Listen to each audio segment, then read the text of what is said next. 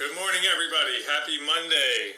This is James coming at you from the quarantine studios here in East Atlanta, live for Foodwell Alliance. This is the Monday Morning Gardener Show. I'll be joined here in a couple of minutes by my esteemed colleague, Fred Conrad. Fred Conrad is going to come on, help us answer a few gardening questions that we've received from our audience in the last couple of weeks. We'll be talking about some wasps. We'll be talking about squash. We'll be talking about tomatoes. So excited to chat with Fred here in a second and get some of these questions answered. Shout out to Nature's Candy Farms, who we're seeing already in the stream. Nature's Candy Farms has been doing garden installations. So if you're behind on your garden install, go ahead and hit up Nature's Candy Farms and then come tune in so we can answer your questions regarding gardening. Fred has now joined me here in the group, so I will get started answering some of these questions. So we are, hey, what's up, Lily? We got Lily Antonicio in the building.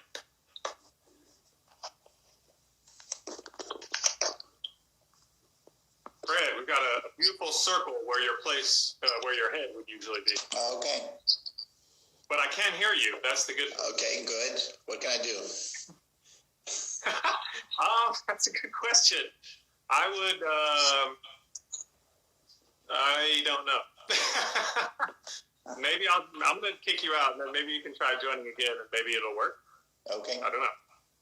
All right. All right.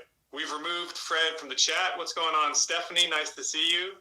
And I'm going to try to add Fred back, and hopefully his video will appear this time. But we have 3 questions that we've been sourcing from our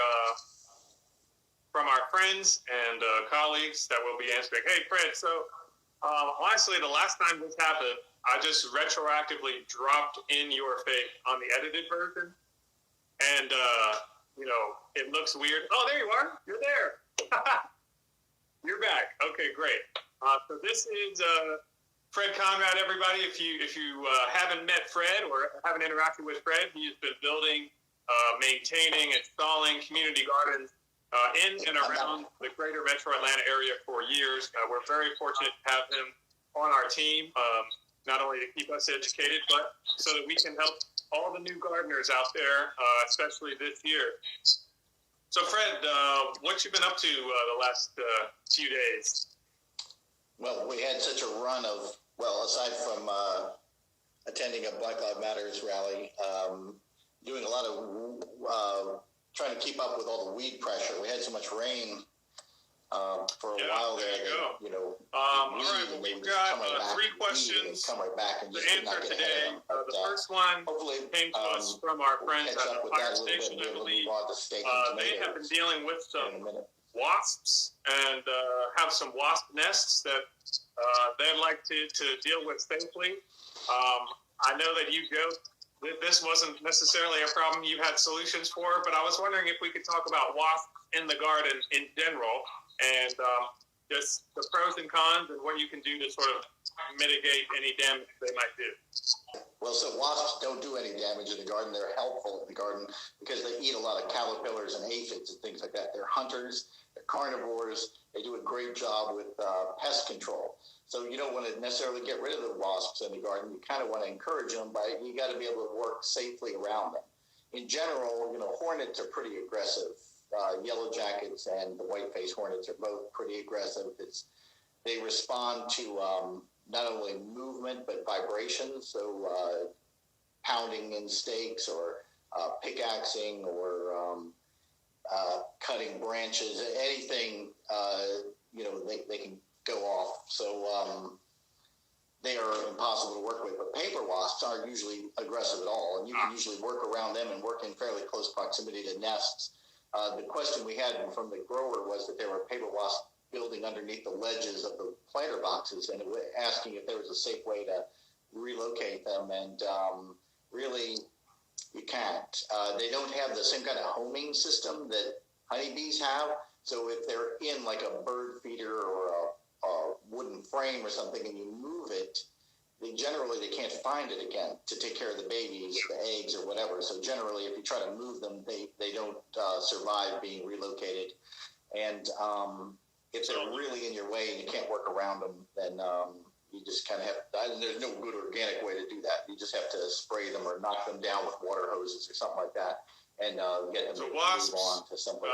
while we may be afraid of them, don't want But they to do get an too near amazing us, job on don't want to aphid get control, stung. stuff like that. Very beneficial Caterpillars, for your garden. wasps So are just be careful. voracious eaters, And, and they well, I really guess do you a could great say job be on careful pest what you wish control in the for. garden. You get rid of the wasp, you may be dealing with a lot more bugs in your garden in general. So something to keep in mind. All right, next question. Squash leaves starting to develop some white powdery substance on them. Do you know what's causing that, and what are some safe ways? So normally, white spots on the foliage of squash leaves is powdery mildew is the disease, and that is just where warm air and high humidity intersect.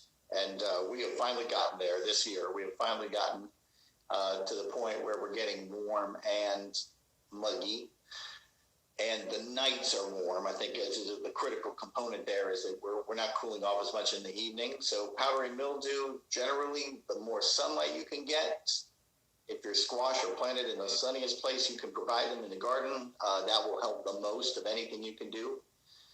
If you're in part shade, you're more likely to get that, especially morning shade, because the dew will set on the foliage of those fuzzy squash leaves will be dewy. And if they're not getting morning sunshine, the dew will not evaporate off, and it will stay wet for a long period of time, and it will encourage the growth of mold.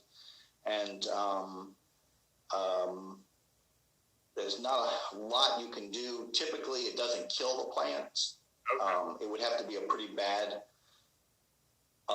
infestation or a bad case of it, and that normally wouldn't happen this time of year. That would happen toward the end of the squash fruiting season anyway. So if it would end up to kill the plant, it usually is not till after the main harvest is done. So mostly, though, it's location, air circulation, sunshine, and not much else you can do. I would just throw in one other thing, though, that some squash plants and some other some zucchini and some other squash plants do have multicolored foliage with some shiny silvery patterns in them. So you do Okay, all right, that makes a lot of sense.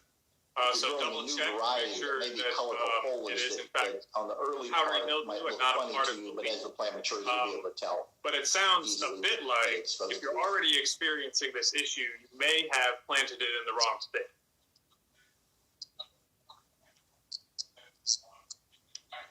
Yeah, right. Okay. So maybe a long-term lesson in that one. All right, moving on to our third question. And this is from someone who didn't realize that their tomato plant needed pruning, or at least to the degree, and has ended up with a verifiable bush. And I'm wondering if you can talk a little bit about pruning tomatoes, sort of what is the best strategy there. Yeah.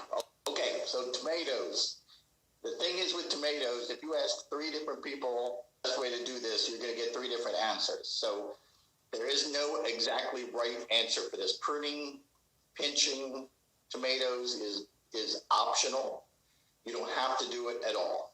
So, and tomatoes are fascinating plants. You know, it's a vine that we grow as a bush because we cage it and try to trellis it up off the ground so it doesn't root in and become unmanageable. But tomato plants also are interesting in that they have the capacity to break roots along the stem. So if you plant them deep or lay part of the plant down when you plant it and turn the top up, you'll get more roots and a healthy, more vigorous plant. But on the pinching and pruning thing, so the first step in the pruning, pinching process with tomatoes is that you have to know what variety you have.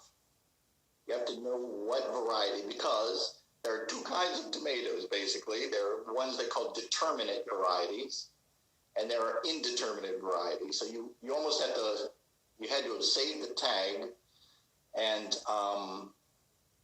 be able to look this up to make sure. The tag itself might tell you the label that was on it when you bought it may tell you. But a determinate variety of tomatoes are mostly fall into the canning tomato group, the Romas, the category of plants where you want to get the whole harvest at one time in a short window of time, so that you have a whole lot of tomatoes to work with all at once, so that you can can them, make sauces, dry them, do a lot with them.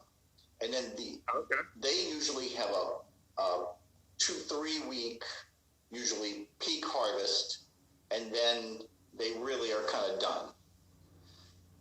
Those kinds should not be pruned.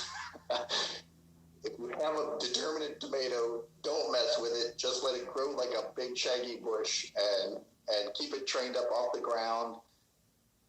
Do what you can, create a barrier between the soil and the foliage. You can prune off some of the lower leaves to help soil-borne funguses from getting a foothold in the foliage.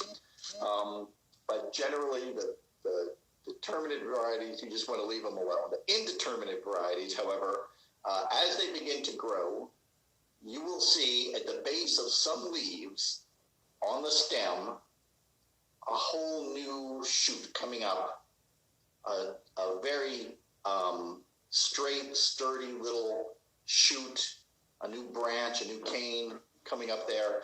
And if those are allowed to grow, you end up with very thick foliage and lower down foliage, and it becomes hard to stake and manage the plant.